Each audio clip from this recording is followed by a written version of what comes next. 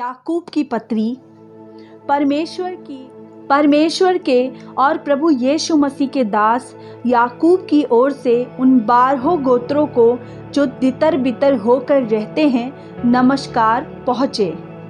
हे मेरे भाइयों, जब तुम नाना प्रकार की परीक्षाओं में पड़ो तो इसको पूरे आनंद की बात समझो, यह जानकर कि तुम्हारे विश्वास के परखे जाने से धीरज उत्पन्न होता है। पर धीरज को अपना पूरा काम करने दो कि तुम पूरे और सिद्ध हो जाओ और तुम में किसी बात की घटी ना रहे।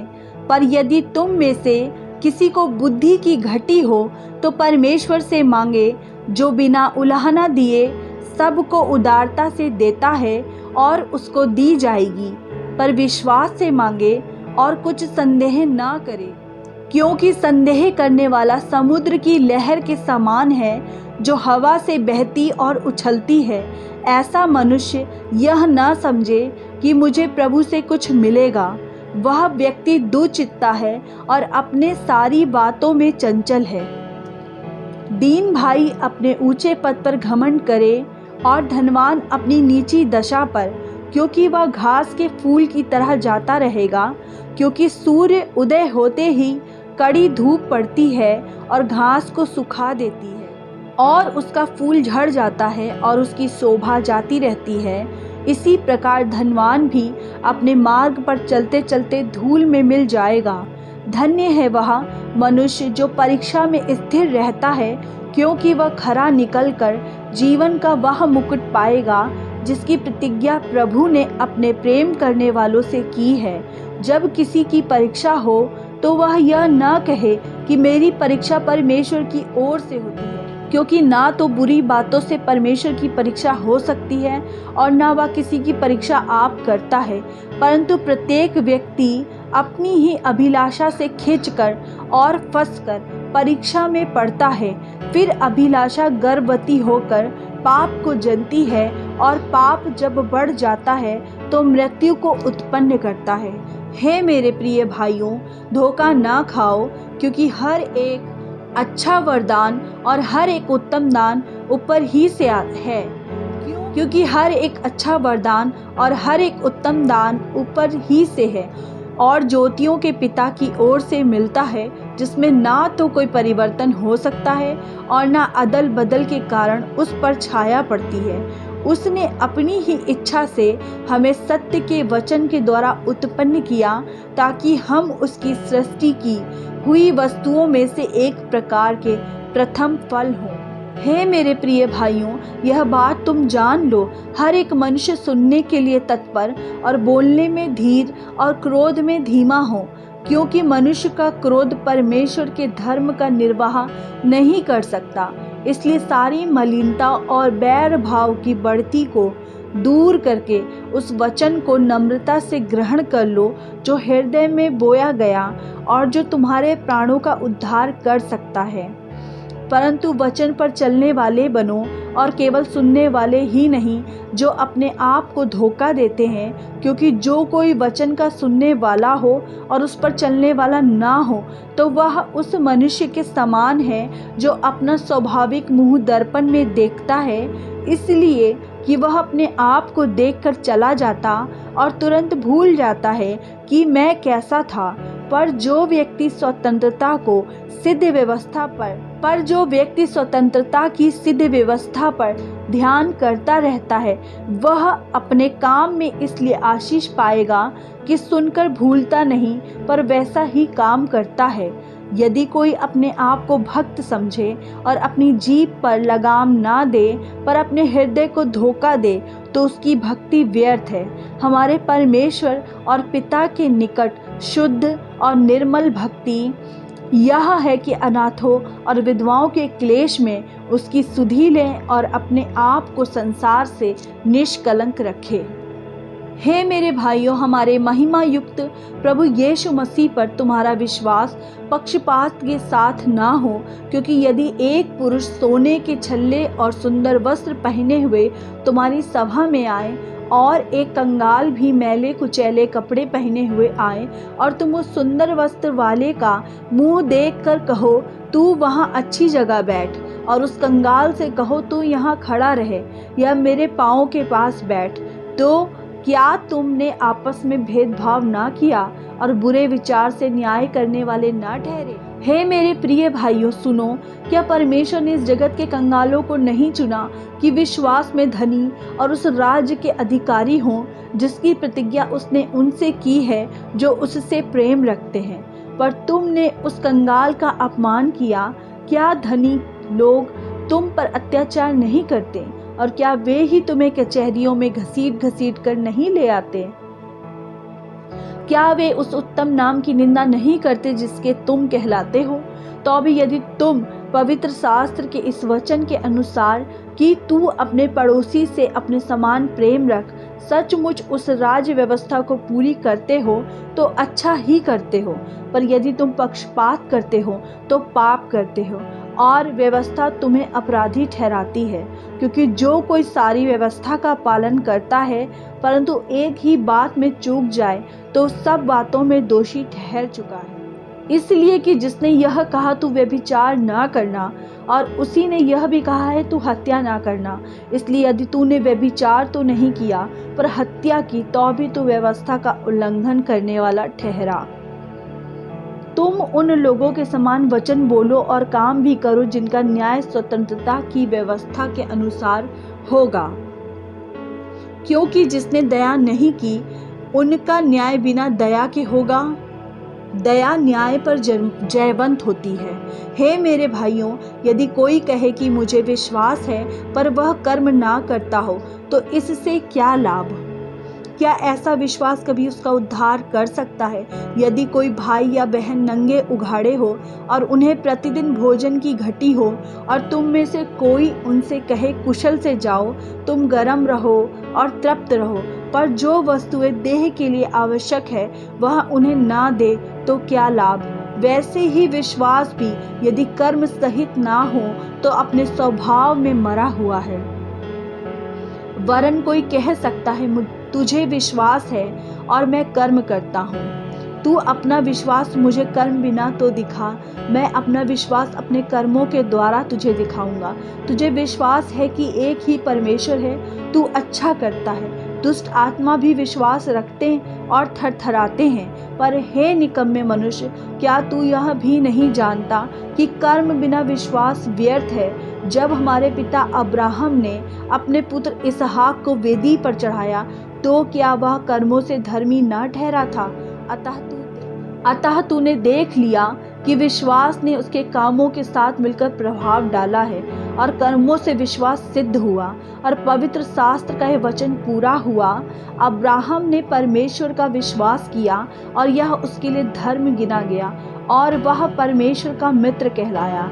इस प्रकार तुमने देख लिया कि मनुष्य केवल विश्वास से ही नहीं वरन कर्मों से भी धर्मी ठहरता है। वैसे ही राहाब वेश्या भी जब उसने दूतों को अपने घर में उतारा और दूसरे मार्ग से विदा किया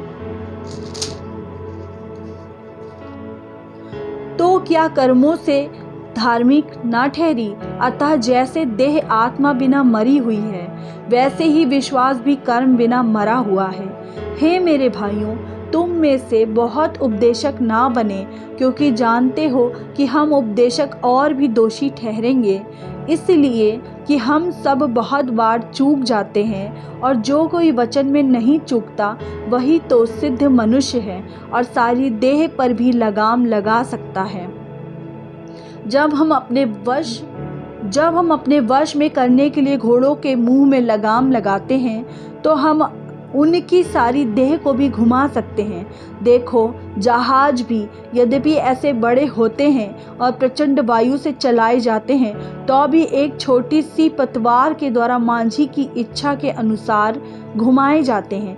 वैसे ही जीभ भी एक छोटा सा अंग है और वह बड़ी बड़ी डींगे मारती है। देखो, थोड़ी सी आग से कितने बड़े वन में आग लग जाती है। जीभ भी एक अंग है। जीभ हमारे अंग में अधर्म का एक लोक है और सारी देह पर कलंक लगाती है। और जीवन गति में आग लगा देती है और नरक कुंड की आग से जलती रहती है, क्योंकि हर एक प्रकार के वन पशु, पक्षी और रेंगने वाले जंतु और जलचर तो मनुष्य जाति के वश में हो सकते हैं और हो भी गए हैं, पर जीव को मनुष्यों में से कोई वश में नहीं कर सकता।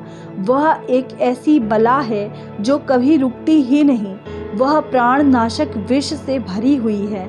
इसी से हम प्रभु और पिता की स्तुति करते हैं और इसी से मनुष्यों को जो परमेश्वर के स्वरूप में उत्पन्न हुए हैं शाप देते हैं। एक ही मुंह से धन्यवाद और शाप दोनों निकलते हैं। हे मेरे भाइयों, ऐसा नहीं होना चाहिए।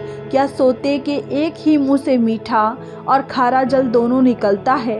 हे मेरे भाइयों, क्या अंजीर के पेड़ में जैतून या दाख की लता में अंजीर लग सकते हैं? वैसे ही खारे सोते में मीठा पानी नहीं निकल सकता। तुम में ज्ञानवान और समझदार कौन है? जो ऐसा हो वह अपने कामों को अच्छे चाल चलन से उस नम्रता सहित प्रकट करे जो ज्ञान से उत्पन्न होती है। पर यदि तुम अपने अपने मन में कड़वी डाह और विरोध रखते हो तो सत्य के विरोध में घमंड ना करना और ना तो झूठ बोलना। यह ज्ञान वह नहीं जो ऊपर से उतरता है, वरन सांसारिक और शारीरिक और शैतानी है, क्योंकि जहाँ डाह और विरोध होता है वहाँ बखेड़ा और हर प्रकार का दुष्कर्म भी होता है। पर जो ज्ञान ऊपर से आता है वह पहले तो पवित्र होता है, फिर मिलनसार, कोमल, मृदु भाव और दया और अच्छे फलों से लदा हुआ और पक्षपात और कपट रहित होता है। मिलाप कराने वाले धार्मिकता का फल मेल मिलाप के साथ बोते हैं। तुम में लड़ाइयाँ और झगड़े कहाँ से आ गए? क्या उन सुख विलासों से नहीं जो तुम्हारे अंगों में लड़ते भिड़ते हैं? तुम लालसा रखते हो और तुम्हें मिलता नहीं, इसलिए तुम हत्या करते हो। तुम डाह करते हो और कुछ प्राप्त नहीं कर पाते, तो तुम झगड़ते और लड़ते हो। तुम्हें इसलिए नहीं मिला कि मांगते नहीं। तुम मांगते हो और पाते नहीं, इसलिए कि बुरी इच्छा से मांगते हो, ताकि अपने भोग विलास में उड़ा दो। हे व्यभिचारिणियों, क्या तुम नहीं जानती कि संसार से मित्रता करनी परमेश्वर से बैर करना है? अतः जो कोई संसार का मित्र होना चाहता है वह अपने आप को परमेश्वर का बैरी बनाता है। क्या तुम यह समझते हो कि पवित्र शास्त्र व्यर्थ कहता है, जिस आत्मा को उसने हमारे भीतर बसाया है? क्या वह ऐसी लालसा करता है जिसका प्रतिफल डाह हो? वह तो और भी अनुग्रह देता है। इस कारण यह लिखा है, परमेश्वर अभिमानियों का विरोध करता है पर दीनों पर अनुग्रह करता है। इसलिए परमेश्वर के अधीन हो जाओ और शैतान का सामना करो, तो वह तुम्हारे पास से भाग निकलेगा। परमेश्वर के निकट आओ तो वह भी तुम्हारे निकट आएगा। हे पापियों, अपने हाथ शुद्ध करो, और हे दुचित्ते लोगों, अपने हृदय को पवित्र करो। दुखी हो और शोक करो और रो। तुम्हारी हंसी शोक में और तुम्हारा आनंद उदासी में बदल जाए। प्रभु के सामने दीन बनो तो वह तुम्हें शिरोमणि बनाएगा। हे भाइयों, एक दूसरे की बदनामी ना करो। जो अपने भाई की बदनामी करता है या भाई पर दोष लगाता है वह व्यवस्था की बदनामी करता है और व्यवस्था पर दोष लगाता है। और यदि तू व्यवस्था पर दोष लगाता है तो तू व्यवस्था पर चलने वाला नहीं पर उस पर हाकिम ठहरा। व्यवस्था देने वाला और हाकिम तो एक ही है, जो बचाने और नाश करने में समर्थ है। पर तू कौन है जो अपने पड़ोसी पर दोष लगाता है? तुम जो यह कहते हो, आज या कल हम किसी और नगर में जाकर वहाँ 1 वर्ष बिताएंगे और व्यापार करके लाभ कमाएंगे, और यह नहीं जानते कि कल क्या होगा। सुन तो लो, तुम्हारा जीवन है ही क्या? तुम तो भाप के समान हो जो थोड़ी देर दिखाई देती है फिर लोप हो जाती है। इसके विपरीत तुम्हें यह कहना चाहिए, यदि प्रभु चाहे तो हम जीवित रहेंगे और यह वह काम भी करेंगे। पर अब तुम अपने डींग मारने पर घमंड करते हो। ऐसा सब घमंड बुरा होता है। इसलिए जो कोई भलाई करना जानता है और नहीं करता, उसके लिए यह पाप है। हे धनवानों, सुन तो लो, तुम अपने आने वाले क्लेशों पर चिल्ला चिल्ला कर रो। तुम्हारा धन बिगड़ गया है और तुम्हारे वस्त्रों को कीड़े खा गए हैं। तुम्हारे सोने चांदी में काई लग गई है और वह काई तुम पर गवाही देगी और आग के समान तुम्हारा मांस खा जाएगी। तुमने अंतिम युग में धन बटोरा है। देखो, जिन मजदूरों ने तुम्हारे खेत काटे, उनकी वह मजदूरी जो तुमने धोखा देकर रख ली है चिल्ला रही है और लवने वालों की दुहाई सेनाओं के प्रभु के कानों तक पहुंच गई है। तुम पृथ्वी पर भोग विलास में लगे रहे और बड़ा ही सुख भोगा। तुमने इस वध के दिन के लिए अपने हृदय का पालन पोषण करके उसको मोटा ताजा किया।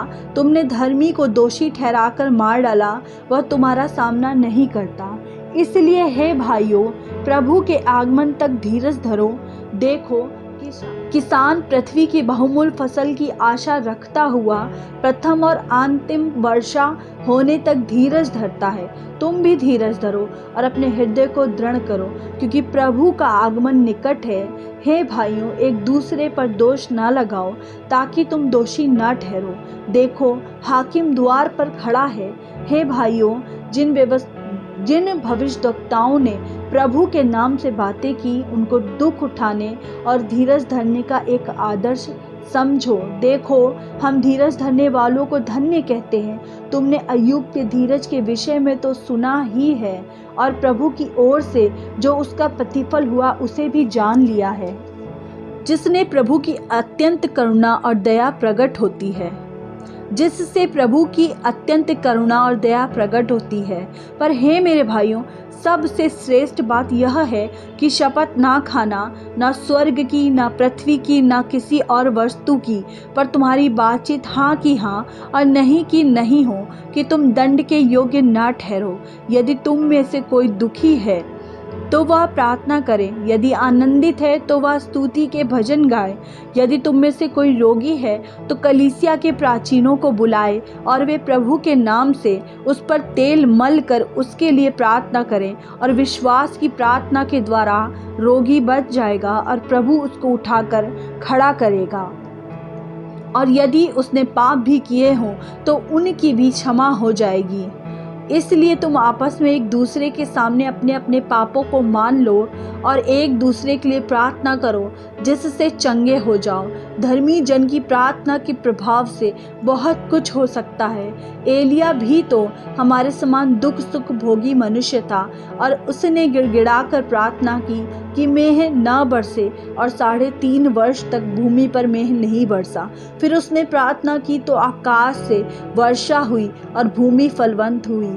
हे मेरे भाइयों, यदि तुम में से कोई सत्य के मार्ग से भटक जाए और कोई उसको फेर लाए, तो वह यह जान ले कि जो कोई किसी भटके हुए पापी को फेर लाएगा, वह एक प्राण को मृत्यु से बचाएगा और अनेक पापों पर पर्दा डालेगा। Praise the Lord. God bless you all.